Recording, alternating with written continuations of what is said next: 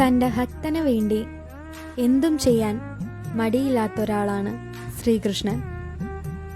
അതെ, ഉടുപ്പി ശ്രീകൃഷ്ണൻ്റെയും തൻ്റെ ഭക്തനായ കനകദാസൻ്റെയും കഥയാണ് ഇത്. ഭക്തിയുടെ മഹത്വം മനസ്സിലാക്കി തരുന്ന കഥയാണ് ഉടുപ്പി ശ്രീകൃഷ്ണൻ്റെയും തൻ്റെ ഭക്തനായ കനകദാസൻ്റെയും. തികഞ്ഞ ഒരു ശ്രീകൃഷ്ണ ഭക്തനായിരുന്നു കനകദാസൻ. ക്ഷേത്രത്തിൽ പോയി കണ്ണനെ കാണണമെന്ന് അതിയായ ആഗ്രഹമുണ്ടായിരുന്നു അദ്ദേഹത്തിന്. താന്ന ജാതിയിൽ ജനിച്ച കനകദാസനെ ക്ഷേത്രത്തിന് മുന്നിലെ വഴിയിൽ പോലും വരാൻ അനുവദിച്ചിരുന്നില്ല അന്നത്തെ ക്ഷേത്രാധികാരികൾ. പക്ഷേ കൃഷ്ണഭക്തനായ കനകദാസൻ അതൊന്നും കാര്യമായിട്ടെടുത്തില്ല.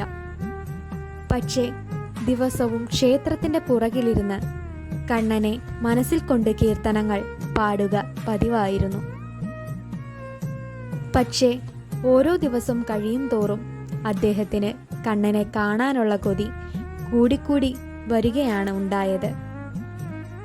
ഒരു ദിവസം അദ്ദേഹം ഹൃദയം പൊട്ടുന്ന സങ്കടത്തോടെ പാടി, കൃഷ്ണ നീ ബേഗനെ ബാരോ മുഖവന്നി തോരോ. അതായത്, കൃഷ്ണ നീ വേഗം വരൂ, വേഗം വരൂ, ആ തിരുമുഖം ഒന്ന് കാണിക്കൂ.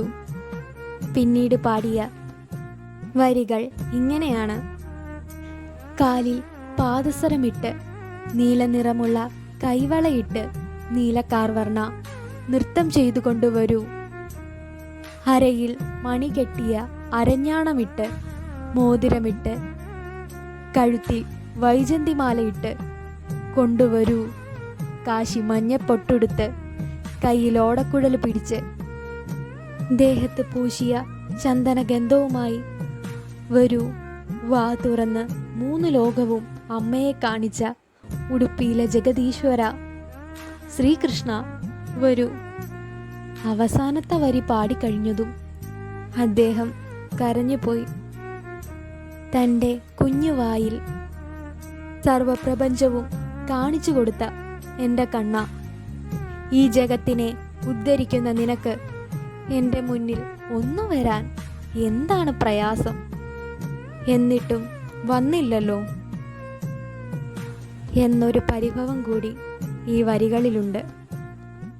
കണ്ണീരിന് വില കൽപ്പിക്കുന്നവനാണ് ഭഗവാൻ നാരായണൻ ശ്രീകൃഷ്ണൻ. അതെ, തൻ്റെ ഭക്തനായ കനകദാസൻ്റെ സങ്കടം സഹിക്കാൻ വയ്യാതെ ആയപ്പോൾ കണ്ണനും തളർന്നു.